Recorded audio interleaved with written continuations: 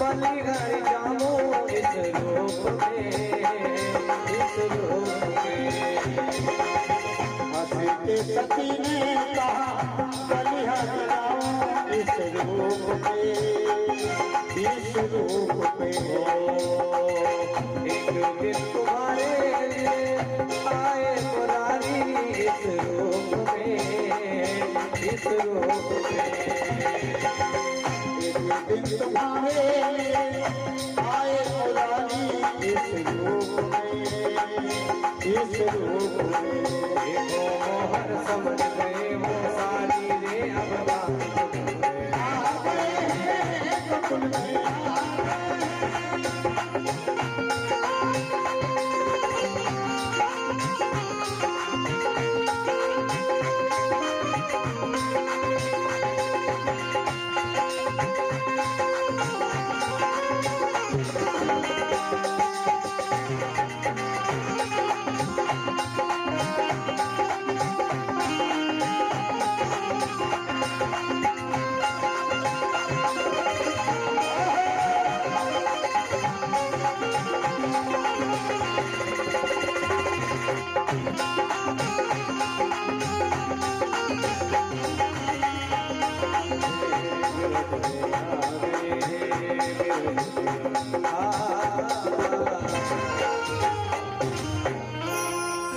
बोले बांके बिहारी लाल की।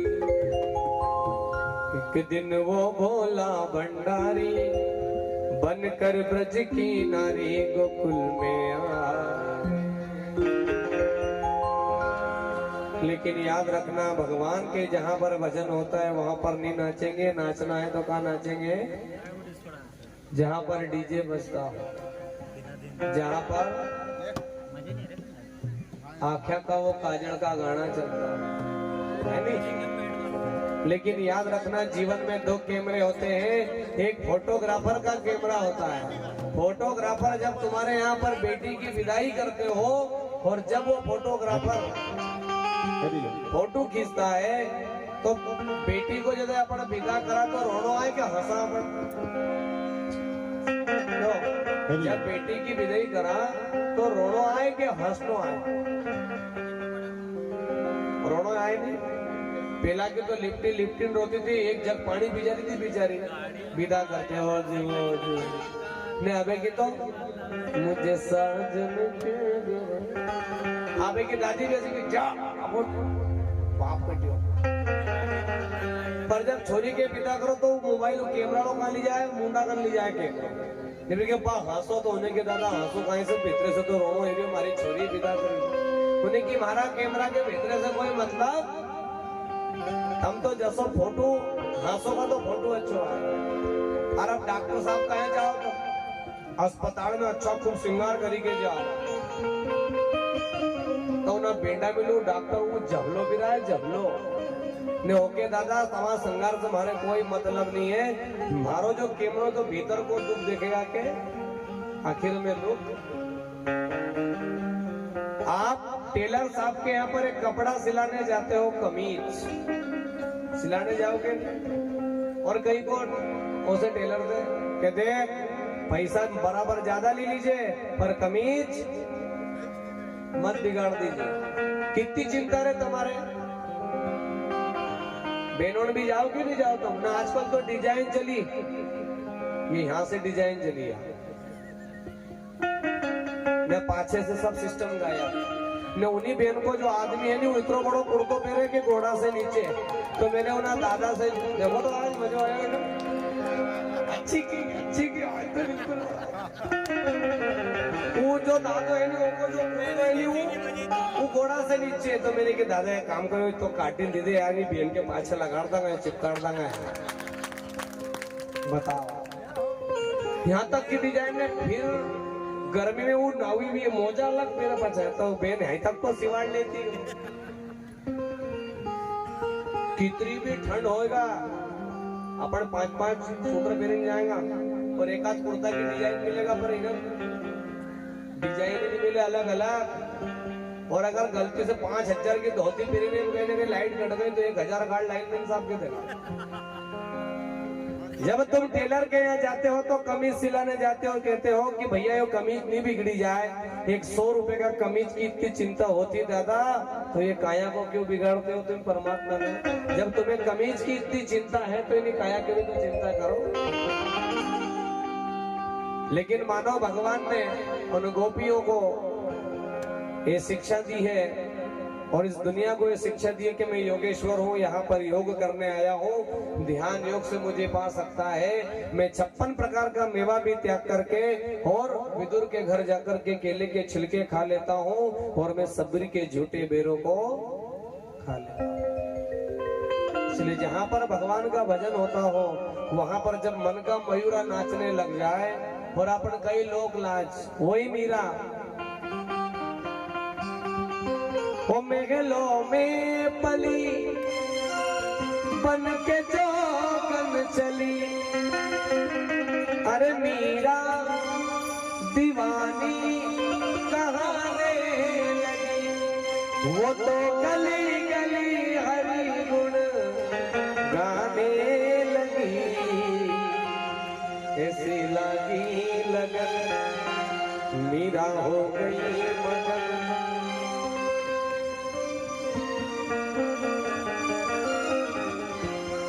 कोई रोके नहीं, कोई टोके नहीं, कोई रोके नहीं, कोई टोके नहीं, मीरा गोविंद गोपाल गाने लगी। बोलो मीरा गोविंद गोपाल गाने लगी, वो बेटी संतों के संग रंगी मोहन के रंग, बेटी संतों के संग रंगी मोहन के रंग, मीरा प्रेमी को प्रीतम मनाने लगी, मीरा प्रेमी प्रीतम को मनाने लगी, वो तो गली गली हरि गुण गाने लगी, ऐसी लागी लगन मीरा हो गई मगन, ऐसी लागी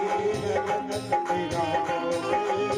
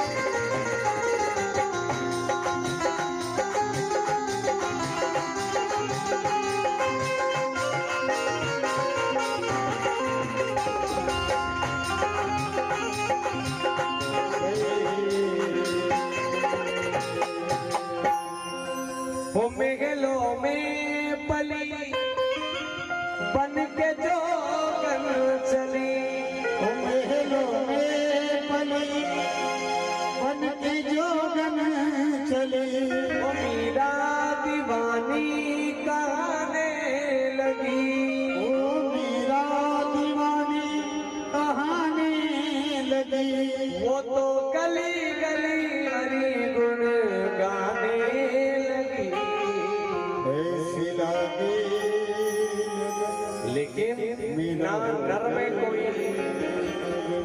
नर में कोई राम बचा, ना नारी में कोई सीता है, और ना धरा बचाने के खातिर विष कोई शंकर पीता है। ना श्री कृष्ण सा धर्म अधर्म का किसी में ज्ञान बचा, ना हरिचंद्र सा सत्य किसी के अंदर इतिहास है। लेकिन भगवान ने समस्त गोपियों के साथ रास रचाया। बीच में भगवान कुछ गोपियों को अहंकार हो जाता है तो भगवान रास्ते में अंतर ध्यान हो जाते हैं राधा रानी को लेकर के, और सारी की सारी गोपियां रोती है कि कन्हैया या तुमने अगर बुलाया था तो फिर हमें हमसे बिछड़ते।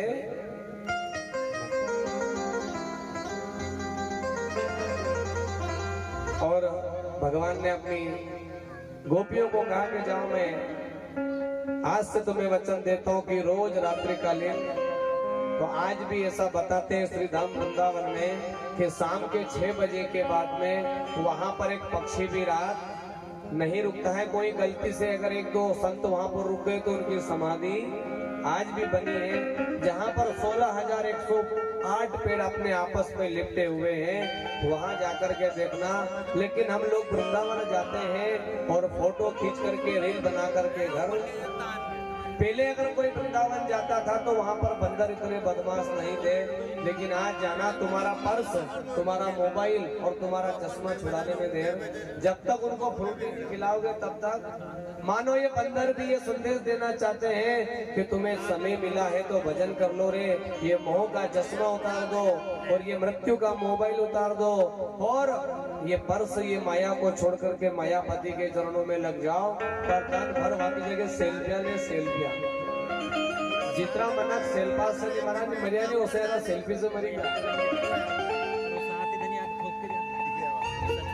वो जमाना एक नई जमाना की बहुत है पढ़ी लिखी गांव में, हम वो दंदर एक ही काम खाली और बेचारी सासू अनपढ़ तो बर्तन मांझते मांझते लाड़ी है तो ने कोई मालडोट नहीं करे भैंस ऐसा ऊंचा तीछा मुर्चा मुंडा करे ने वो डॉक्टरी थोड़ी में छोरा के फोन लगायो, ए बेटा अरविंद कहाँ है कि क्यों चिल्लाए, अरे नाना जल्दी अरे लाड़ी के लखो हुई रो मुंडो तेड़ो हुई कहीं कहीं कहाँ चली जाए यार, अपन कहाँ पहुंची जाए वही पता नहीं अपने। लेकिन भगवान ने अपनी रास लीला के बाद में देखा, भगवान नारद जी ने सोचा कि भगवान जिस कंस का उद्धार करने के लिए आए हैं, लेकिन भगवान तो अपने ब्रजवासियों में, अपनी राधा रानी में, अपने प्रेम प्रसंग में उलझे हुए। भगवान का जो मेन लक्ष्य है कि इस कंस का कैसे भी उद्धार हो, इस पापी का कैसे भी नाश हो, लेकिन भगवान तो अपनी रास लीला में लगे हैं। धीरे से भगवान से कहा कि प्रभु अब जो कार्य आप करने के लिए आए वो तो करो। उन्होंने कहा कि ठीक है नारद जी, आपकी बात मैं मानता हूँ।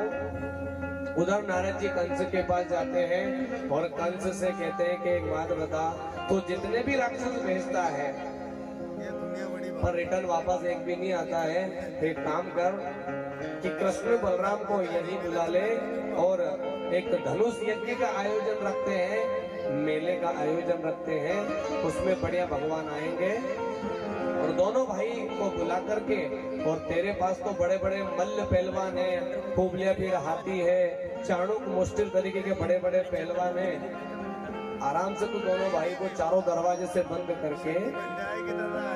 तो नारद जी से कहा कि ये बात तो आपने अच्छी की है, क्योंकि जिस दिन से आकाशवाणी हुई थी कि जिस माँ के जिस बहन को तू विदा करता है इसका 8वां पुत्र तेरा काल होगा। और नारद जी ने कहा कि कैसा होगा, उन्हें नारद जी ने कहा कि काला काला होगा, अगर सब्जी में जीरा भी आ जाता था तो उसको मृत्यु का भय। याद रखना, कहीं जाना नहीं जाना है, लेकिन हमें परमपिता परमात्मा के घर एक दिन जरूर चले गए दुनिया से। कितने जुल्म ढहाते हो छोटी सी जिंदगानी में, और क्यों पत्थर के किले बनाते हो तुम पानी में। चले गए दुनिया से जिनके हौसले आली थे, और गया सिकंदर दुनिया से तो दोनों हाथ। जब सिकंदर नहीं बचा तो अपनी ताकत।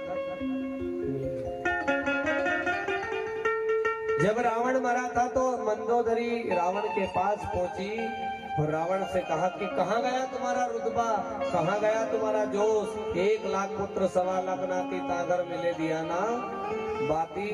लेकिन उस मंदोदरी ने कहा कि रावण राम विमुख अस हाल तुम्हारा और कोई न बचा रोहण आरा। मतलब राम के विमुख के बिना तुम्हारा ऐसा हाल हो चुका है कि तुम्हारे कुल में कोई रोने वाला भी नहीं मिला। जिसके यहाँ इंद्रजीत जो इंद्र को पकड़ करके ले आया था, जिसके यहाँ बड़े बड़े उसके इतने बड़े बड़े बेटे थे, लेकिन उस 4 वेद 6 शास्त्र 18 पुराण और सोने की लंका में रहने वाले रावण को भी एक दिन राम की शरण में जाना पड़ा है।